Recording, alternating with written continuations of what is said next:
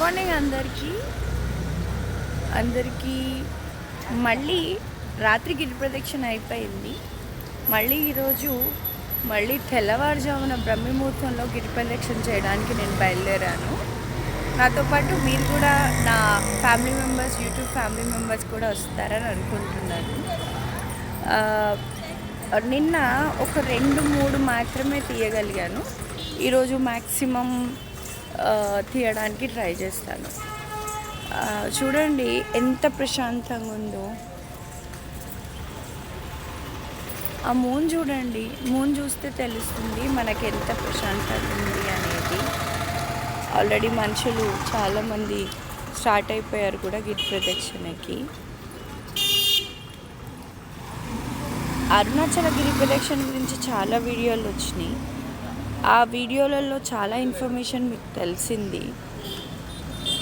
అంటే నేను మిరాకిల్స్ జరిగినాయా జరగలేదా అనేది పక్కన పెడితే ఒక పాజిటివ్ వైబ్ అనేది ఉంది, అదైతే చెప్పగలుగుతాను. ఆ పాజిటివ్ వైబ్ ఏంటి అంటే, రాత్రి నేను 14 కిలోమీటర్లు నడవగలిగిన, మళ్ళీ ఎర్లీ మార్నింగ్కి ఏమీ జరగనట్టు నార్మల్గా ఉన్నా చూడండి. దీన్నే పాజిటివ్ వైబ్. ఈ పాజిటివ్ వైబ్ అనేది ఒక బిలీవ్ అండ్ ఒక నమ్మకం. ఆ నమ్మకమే మనల్ని నడిపిస్తూ ఉంటుంది.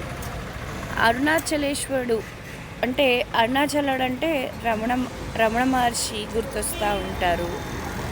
ఆయన ధ్యానంలో కూర్చున్నప్పుడు ఆయన కాళ్ళ కింద నుంచి ఎలుకలు వచ్చి ఆయన మాంసాన్ని కూడా తినేసి, దాన్ని కూడా ఆయన కేర్ చేయకుండా అంత ధ్యానంలో, అంత మెడిటేషన్లో